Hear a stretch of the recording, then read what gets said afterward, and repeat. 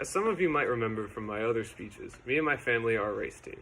And despite having done that for 4 years, my family still does not know how to change a set of brakes. So as much as this demonstration is for college, this also goes out to you guys. My name is Liam Fisher, and today I'm going to demonstrate to you how to do a set of disc brakes. So, as I mentioned before, me and my family have been doing racing for 4 years, and I've done mechanics work on that team the entire time, as well as I have 1 year of working professionally as a mechanic before I went to college.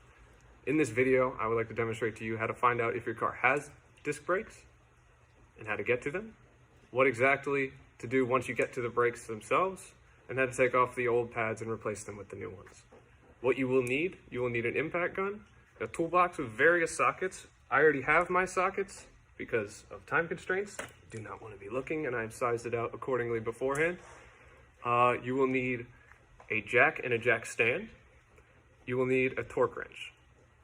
Once you have everything, it is time to begin working on your car. Now, as mechanics goes, working on your brakes is a relatively simple job with a low amount of steps. That being said, there is still an amount of risk to yourself and your car if these steps are not followed accordingly. Now, step 1 is to jack up your car. Now, I've done this for this video, but what you will have to do is find the pinch weld which goes along the side of your car. Now, this will be underneath the car, below the doors, going between the front and back wheels. Now, once you've found that, you will need to begin to remove the tire. Now, you will find the socket that is the according size to your lug nuts. Now, once you have that, you put your socket onto your impact gun, and you can begin to remove all of the lug nuts, which I have also done before this video. They will look something roughly like this. Now, when all of the lug nuts are off, you can take the tire off. Alright, so once you have the caliper off, or once you have the tire off, it is time to begin taking off the caliper, which is step 3. So once you get into the brake assembly itself, you will see that there is 4 bolts on the back side of the brake assembly. Now, you will need to reach around behind and take off these bolts. You want to find the smallest 2, and they will both be the same size if they're factory bolts. So once you have those off, you can either do them with a wrench or a socket. I have mine loose again for the purpose of this video.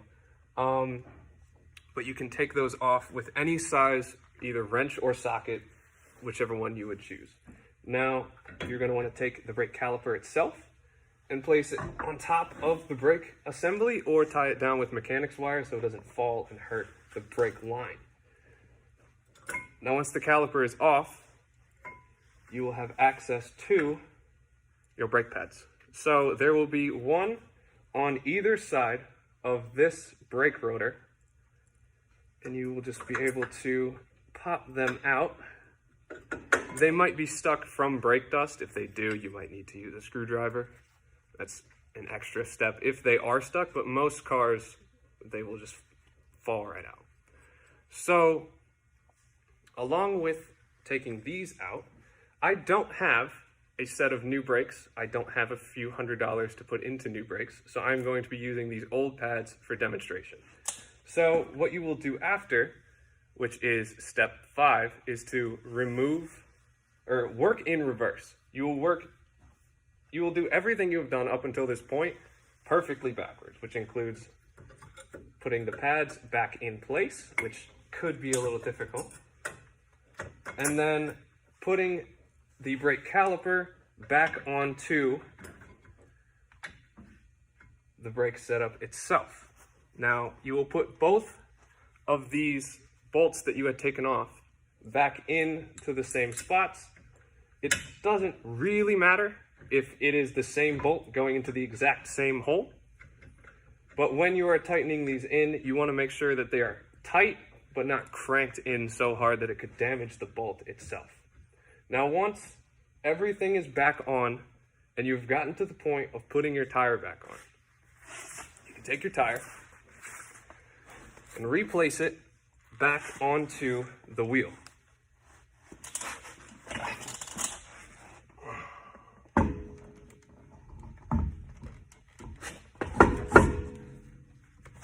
once your wheel is seated, congratulations. You have done the hardest part of this entire task. You should feel accomplished. This is more than most people know about their cars, and you have done more than a race team. So the final step is to lower and torque your wheels. So what you will have to do is you will take your lug nuts and you will place them back into the threads. Now, I am putting one for time constraint purposes. But what you will do after that is you will take the same socket you had on your impact gun and attach it to your torque wrench. And what you will want to do is place the torque wrench on to the bolt and crank down accordingly until you hit the proper torque. Now, each car has a different torque. I recommend looking into the owner's manual or looking online at forums to see which torque your wheels have, because your tire could come off if you do it wrong. So, once that's all done, you can lower your car, and the car is done. So, I hope this demonstration could help you in some capacity, show you how to access your brakes, how to change the pads, and how to safely lower your car.